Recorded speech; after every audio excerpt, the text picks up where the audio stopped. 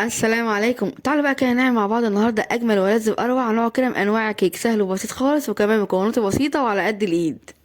كيكه بسيطه جدا لكن طعمها وشكلها روعه جدا، مش هتاخد وقت معاكي خالص في التحضير، والاهم بقى من كل ده كمان ان هي طعمها حلو جدا.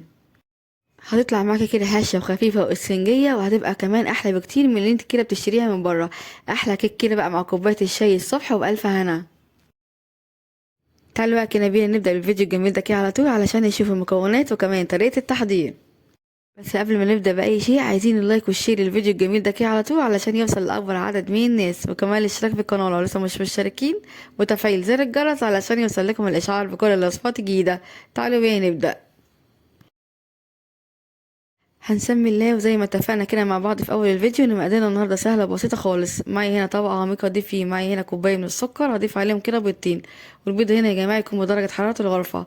هضيف بقى كده معايا هنا معلقة كده صغيرة من الفانيليا. بشكل بسيط خالص بقى هجيب كده المضرب اليدوي ونضرب بقى البيض والسكر والفانيليا كده مع بعض كويس جدا حوالي كده 5 دقايق. هخلطهم بقى كده كويس جدا مع بعض لحد ما نوصل للقوام واللون ده، قوامها كده هش وخفيف وكمان اللون بيبقى فاتح معايا بالشكل ده. بعد كده هبدأ بقى اضيف معايا هنا نص كوباية من الزيت. او بقى ما نضيف الزيت هنضرب بقى دقيقتين 3 كده لحد الزيت كده ما يختفي مع باقي المكونات. بعد ما ضفنا الزيت واختلط تماما كده مع باقي المكونات هنبدأ بقى هنا نضيف الحليب او اللبن. معايا هنا كوباية من الحليب. بعد كده هبدأ اضيف عليهم هنا معايا معلقة كده كبيرة من الخل. الخل هنا فايدته بيضيع زفارة البيض تماما، وكمان بيخلي الكيك بتاعك كده لونه فاتح وكمان هش. اخر حاجة بقى هنا معايا رشة كده بسيطة من الملح. هضيفها بقى وهقلب المكونات كده كويس جدا. كده خليت المواد السايلة بقى جاهز معايا. هنبدأ بقى كده نضيف الدقيق.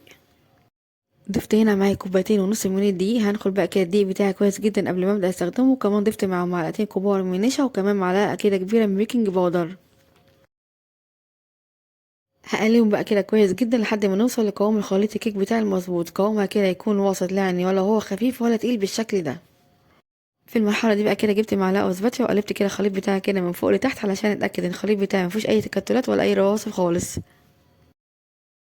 بعد ما جهزنا خليط الكيك بتاعنا هبدا اضيف له كده معلقتين كبار من الشوكولاته الفرماسيلي بالشكل ده. صراحه يا جماعه الاضافه دي اضافه مميزه جدا، خلت الكيك بتاعي كده طعمه حلو وكمان شكله احلى. جربوها وان شاء الله تعجبكم. هقلبها كده بشكل بسيط بس مجرد ان هي تندمج مع باقي خليط الكيك بالشكل ده، وبعد كده نبدا بقى نصبها كده في القالب بتاعنا او الصينيه. جهزت بقى القالب بتاعي كده بالشكل ده، كان مقاسه كده 24. دهنته كده كويس جدا بالزبده، وبعد كده بطنته كده كويس جدا بالدقيق. افضل شيء يا جماعه تدهنوا بيه الصواني بتاعكم هي الزبده او السمنه، بتديكوا كده افضل نتيجه للتسويه. ممكن كمان تسويها كده في صينيه عاديه، مش شرط القالب ده، الموجود عندك استخدميه. هبدا بقى اصب خليط الكيك بتاعي في قالب بالشكل ده، وبعد كده هبدا اخبطه كده خبطتين 3 على الرخامه علشان اطلع كده فقاعات الهواء منه. هنسوي الكيك بقى بتاعنا كده في فرن ساخن مسبقا على درجه حراره 180، ونكون مشغلين الفرن بتاعنا كده قبلها كده بحوالي 10 دقايق. هنحط بقى الصينيه بتاعتنا كده في الرف الاوسط وهنشغل النار من تحت، بس هتقعد معانا كده في الفرن من 30 ل 45 دقيقه. ما نفتحش بقى كده الفرن عليها ابدا قبل ما يعدي كده عليها حوالي 30 دقيقه. بعد كده ممكن نختبرها كده بعود خشبي من منتصف. لو طلع معانا كده بدون عجين يبقى كده الكيك بتاعنا استوى بقى تمام. هنطفي النار من تحت ونشغل كده الشوايه حوالي 5 دقايق لحد ما تاخد معانا اللون الدهبي الجميل ده. اهم حاجه بقى كده في المرحله دي لما نشغل الشوايه ناخد بالنا منها كويس جدا علشان مش تاخد مننا كده لون زياده، وبعد كده نطلعها تبقى معانا بالجمال ده كله بجد ما شاء الله. وطبعا برضو التسوية هنا على حسب كل واحد والفرن عنده. وبعد كده نطلعها ونسيبها بقى لحد ما تهدى معانا تماما، وبعد كده نبدأ نقدمها كده في طبق التقديم ونقطعها ونقدمها بألف هنا. بصوا بقى هنا معايا ما شاء الله القطعة طالعة معانا هشة خفيفة قد ايه. مش قادرة بقى كمان اقول لكم ريحتها ساعة التسوية كانت عاملة ازاي، كانت قلب البيت كله. لازم بقى كده فعلا تجربوها بنفسكم علشان تشوفوا النتيجة. بصراحة كده عملت معاكم كده وصفات كيك كتير على القناة، كلهم كده كانوا احلى من بعض، بس تكاد تكون وصفتنا النهاردة كده دي احلاهم.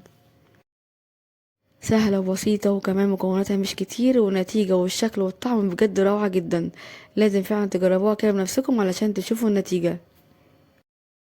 يلا بقى بسرعة كده جربوها بنفس الطريقة ونفس الخطوات وان شاء الله بجد هتعجبكم. هسيب ليكم بقى كده مكونات الوصفة كلها مكتوبة في الوصف تحت الفيديو، وبالهنا والشفا مقدمة لكل يجربها.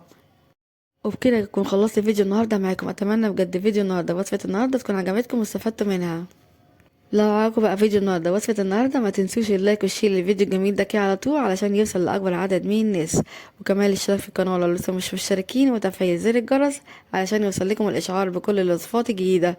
اشوفكم على خير إن شاء الله في فيديو جديد، مع السلامة.